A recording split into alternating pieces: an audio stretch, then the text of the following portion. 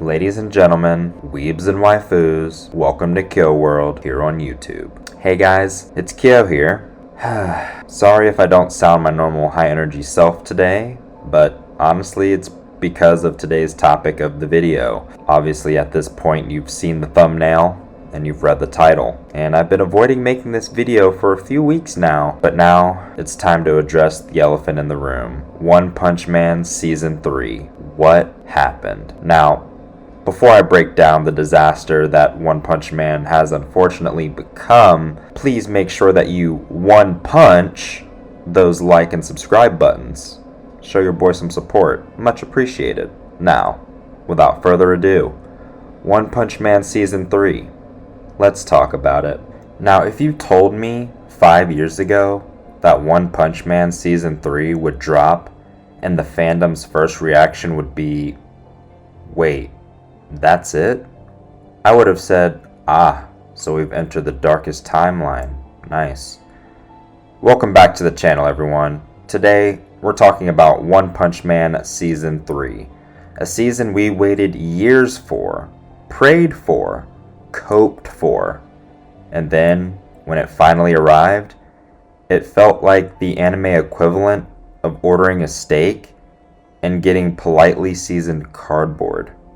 But don't worry, this video is going to be fair, respectful, and yes, at points, just a little spicy. Like, mildly roasted, but not canceled on X spicy. Let's set the stage, shall we? Season 1? Legendary. Madhouse popped off so hard that half the internet thought animation studios ran on magic fairy dust instead of sleep deprivation and depression. Now, Season 2?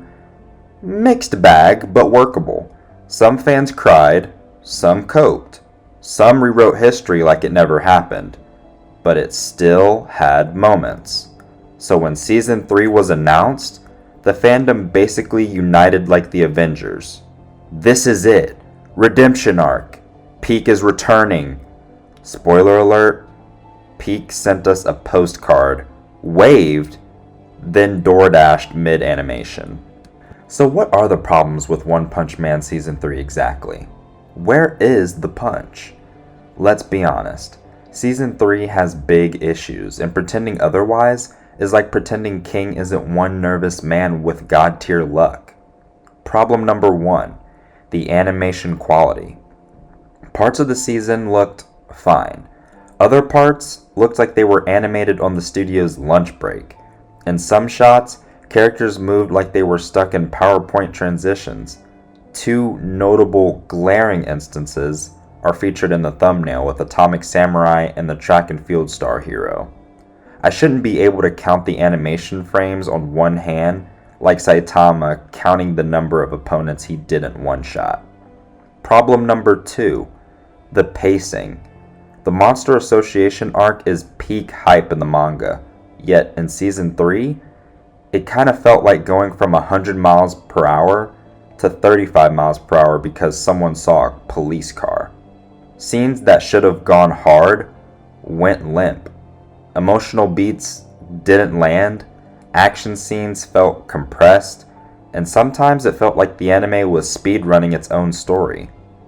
And problem number 3, inconsistent direction. Some episodes had fire direction where you could feel the energy. Others looked like they were directed by someone who just found out what anime is yesterday. And don't even get me started on the sudden tonal shifts. I love comedy, but when it shows up like a jump scare, not so much. Now at the top of this video I did say I would be fair, and that's what I'm going to do. So before we go full internet mob mode, we need to talk about some things most fans forget. Animators are overworked. Badly.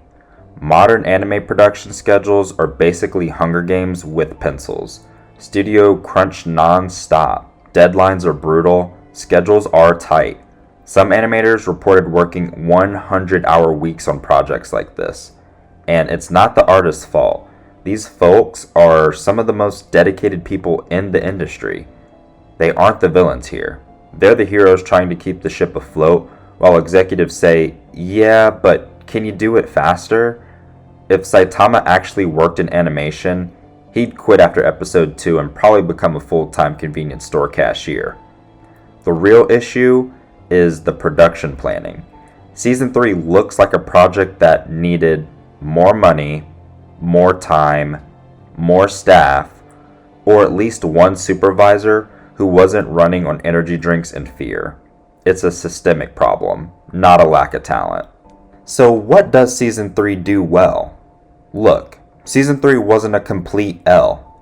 Number 1, the soundtrack still slaps. The OST went hard. Someone in the studio said, if the visuals won't hit, the audio will. Number 2, voice acting remains elite. Garo's voice actor, still cooking. Saitama's voice actor, still effortlessly hilarious. Even characters with 4 minutes of screen time were delivering Oscar-worthy line reads. And number 3, key scenes did hit. There were moments, short ones, but moments still, where you could see the spark of what One Punch Man is, what made it truly iconic.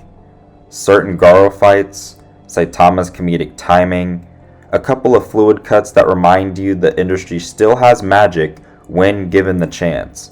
It's not much, but it's not nothing. The final verdict. So, where does Season 3 land exactly? Is it terrible? No. Is it good? Sometimes. Is it disappointing after years of hype and one of the best manga arcs ever made? Absolutely. But here's the truth. This season isn't a failure of the artists. It's a failure of production systems stretched too thin. And honestly, the fact that animators still produced anything coherent under those conditions, now that's the real superhuman feat here. Saitama throws punches, animators meet deadlines. Tell me which one sounds harder. So, what did you think of One Punch Man Season 3?